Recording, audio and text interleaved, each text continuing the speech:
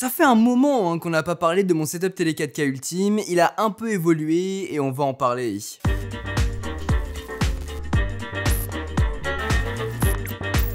Très content de vous parler de cette partie-là du studio qui évolue au fur et à mesure, il n'y a pas de gros changements esthétiques, en revanche, il y a quelques petits produits qui s'insèrent ici et là. Il y aura peut-être de plus gros changements d'ici quelques mois au niveau de la télé par exemple, mais je n'ai pas encore trouvé le modèle qui me plaît. Celle-ci, c'est la 55C9 de chez LG, leur modèle de 2019 qui fonctionne parfaitement bien. C'est une dalle OLED avec des noirs hyper profonds, et après l'avoir utilisée depuis près de 3 ans, c'est une folie. Pour regarder des films en 4K Ultra HD, pour jouer à la PS5 en 120 FPS et on va en parler, ou bien juste pour faire du Netflix ou Canal, c'est top. Seul problème et pas des moindres, il y a quelques mois de ça, une tache est apparue en plein milieu de la dalle et ça peut être dérangeant par moment. Pour lutter contre ça, LG a mis en place une fonctionnalité dans les réglages qui vous permet, en éteignant la télé pendant 1 heure environ, de rafraîchir les pixels et d'effacer ce marquage. Ça a fonctionné, mais pendant quelques jours seulement, avant de réapparaître. C'est l'un des problèmes de l'OLED, même si ça ne m'était jamais arrivé auparavant. Globalement, toute l'installation que vous avez sous les yeux, je vous l'ai présentée en long, en large et en travers dans ma première vidéo setup que vous retrouverez dans la description.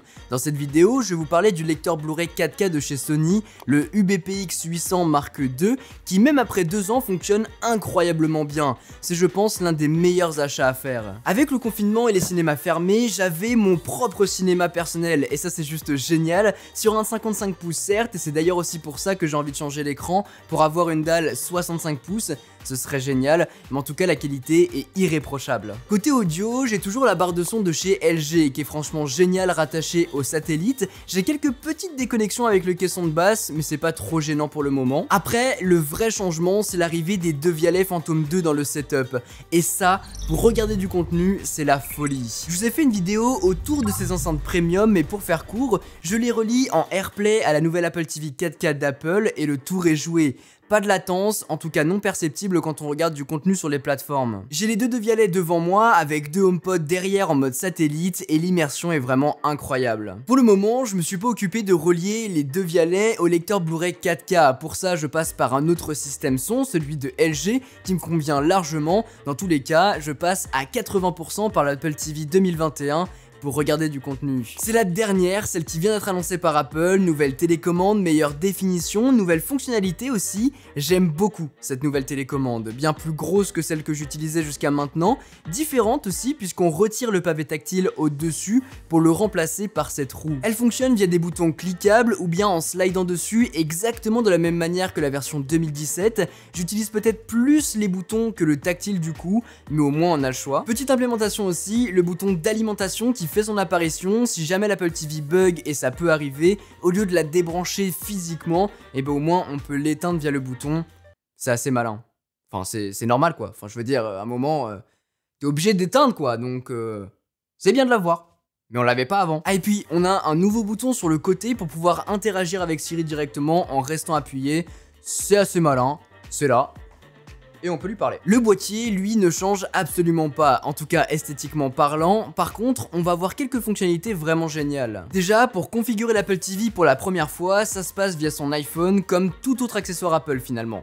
Et c'est super simple. Elle est compatible 4K HDR, Dolby Atmos, Dolby Vision pour être vraiment immergé dans son film. Moi qui l'utilise depuis quelques semaines maintenant, c'est vraiment top, même si je vois pas énormément de différence pour le moment avec le boîtier de 2017. Après, s'il y a une fonctionnalité qui peut vous faire craquer pour cette nouvelle version, c'est l'étalonnage des couleurs via son iPhone. C'est génial d'avoir une méthode si spécifique, si pointue dans les mains du grand public et surtout implémentée de façon hyper ludique. Le calibrage d'un écran, ça se fait énormément sur les moniteurs pour travailler avec une palette de couleurs la plus fidèle possible. Quand on monte une vidéo ou bien des films, avoir des écrans bien calibrés, c'est indispensable. Là, on pourra faire ça très simplement dans les réglages de l'Apple TV. Pour ça, l'Apple TV communique avec notre iPhone qu'on dépose par la suite face à son téléviseur, écran contre écran, et on le laisse faire. Après, on a le choix entre la version originale et la version modifiée, c'est vraiment hyper intelligent.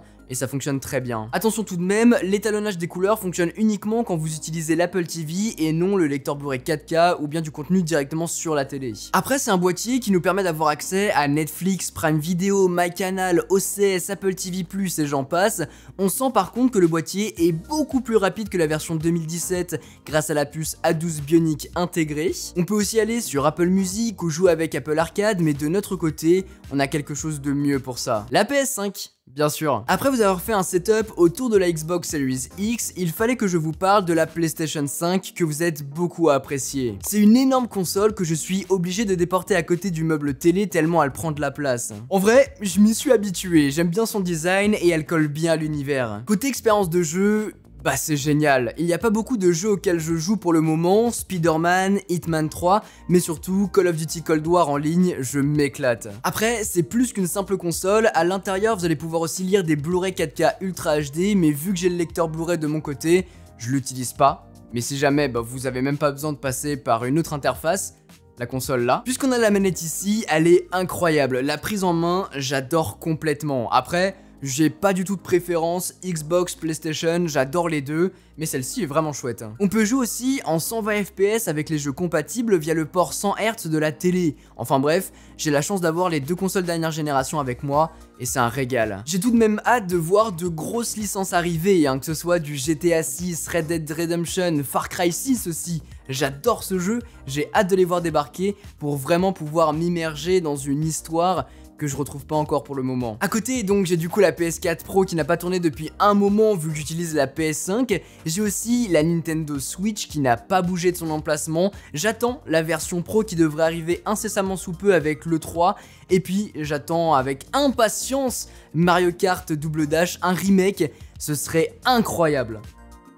Imaginez un peu. Voilà ce que je peux vous dire sur l'upgrade de mon setup télé 4K ultime. J'espère vraiment que cette vidéo vous a plu. Si c'est le cas, n'oubliez pas de mettre un gros pouce bleu, de vous abonner et d'activer la cloche si ce n'est pas encore fait. La prochaine étape pour ce setup, c'est remplacer la télé par une télé 65 pouces. Pour l'instant, je n'ai aucune idée du modèle, donc on verra. On va aussi implémenter un nouveau système son pour aller de pair avec les Devialet et surtout quand je lis des lecteurs Blu-ray 4K, et avoir un truc qui dépote, et vous étiez nombreux à me faire des suggestions, donc on verra pourquoi pas. Et intégrer aussi un boîtier 4K Philips Hue, comme ça quand je regarde du contenu, que ce soit un film ou bien quand je joue sur la PlayStation 5, et bien les lumières interagissent avec le contenu. Ça pourrait être vraiment chouette, hâte de voir ce que ça donne. Sur ce, c'était Quentin, passez tous une très bonne journée. Tchou!